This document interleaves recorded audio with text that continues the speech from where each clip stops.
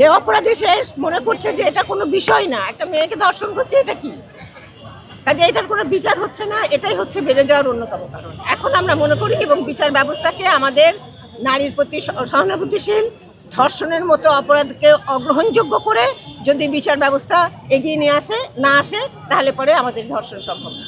আমরা দেখতে চাই, এখনই সন্তুষ্টি প্রকাশ করার সময় আসে নাই, আমরা দেখতে চাই 180 দিনের মধ্যে যদি বিচার হয়, এবং শুধু মাগুরার মেয়েটার বিচার হলে হবে না, সকল ধর্ষণের বিচার হতে হবে।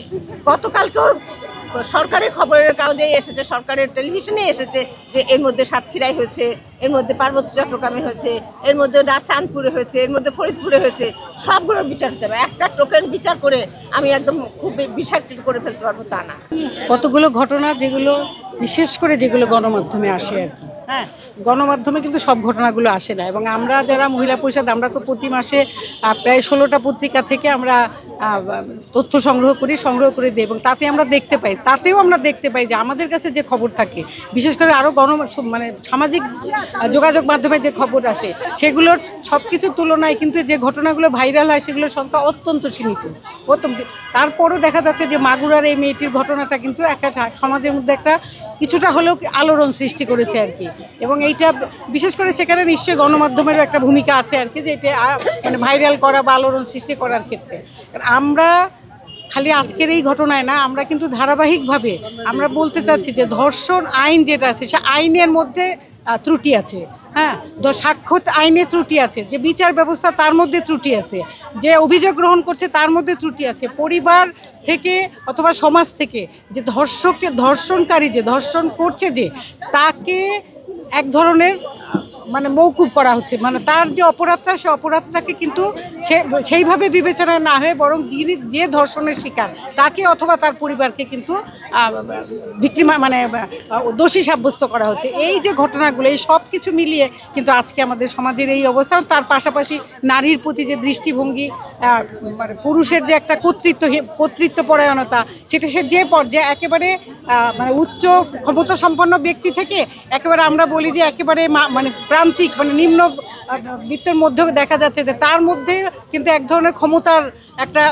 আছে, যেটা সে যে কোনো নারীর প্রতি, সেটা যে কোনো ধরনের নারীর প্রতি। এবং আমরা জানি যে শিশুরা আসলে সবচাইতে ঝুঁকিপূর্ণ অবস্থানে থাকে। শিশু কিশোরী যারা, তারা আসলে তাদের মধ্যে এক নম্বর হচ্ছে প্রতিরোধ ক্ষমতা নেই, 2 নম্বর হচ্ছে পরিবার থেকে ঘটনাটা ধামাচাপা দেওয়ার চেষ্টা করা হয়। এবং শুধু সেইটা না, পরিবার ধামাচাপা দেওয়ার যারা মুখ খুলতে চায় তারা কিন্তু এক ধরনের নিরাপত্তাহীনতায় ভোগে। তারা কিন্তু ঠিকভাবে যে সামনে আসতে পারবে সেটা কিন্তু পারে না। এই সব কিছু মিলিয়ে আজকে কিন্তু রাষ্ট্র, যদি আমরা আমরা নারী আন্দোলন দীর্ঘদিন ধরে আন্দোলন করছি, আমরা মানে রাষ্ট্র সরকার তারাও কিন্তু বিভিন্ন সময় বিভিন্ন আইন প্রণয়ন করেছে।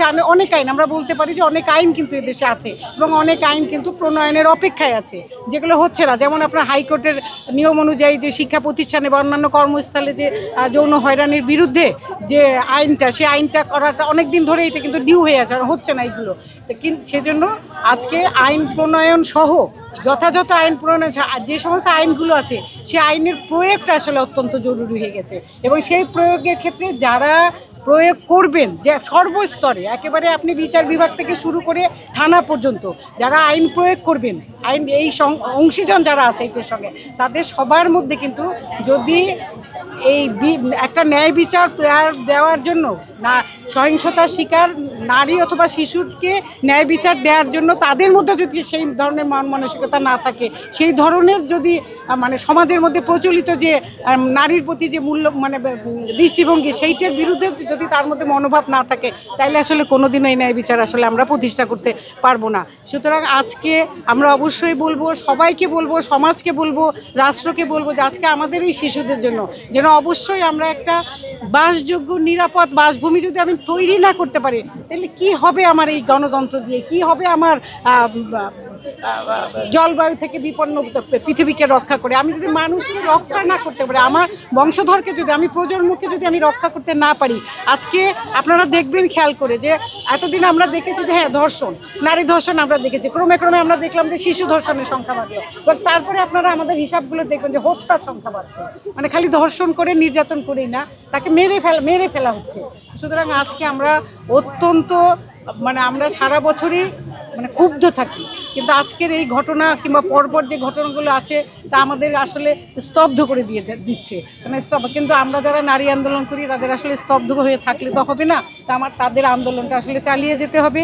এবং অবশ্যই যারা দায়িত্বপ্রাপ্ত, আমরা বলবো যে যারা দায়িত্বপ্রাপ্ত, যারা রাষ্ট্র পরিচালনার দায়িত্বে আছেন, যারা এই নাগরিকদের দায়িত্ব আছেন, তাদের নিরাপত্তা নিশ্চিত, তাদের যেভাবে করা প্রয়োজন সেটা করতে হবে। শুধু এই না যে আমি হঠাৎ একটা ঘটনা ঘটলো আমি একটা আরও কঠোর শাস্তি একটা ব্যবস্থা করলাম, এইটা করে কিন্তু একটা ধামাচা, আমরা মনে করি একটা ধামাচা, যে আইনটা আছে সেই আইনটার যথাযথ প্রয়োগ আমরা দেখছি না, যে সময়টা সুনির্দিষ্ট করা আছে সেই সময়ের মধ্যেই তো আমি বিচারটা করতে পারছি না।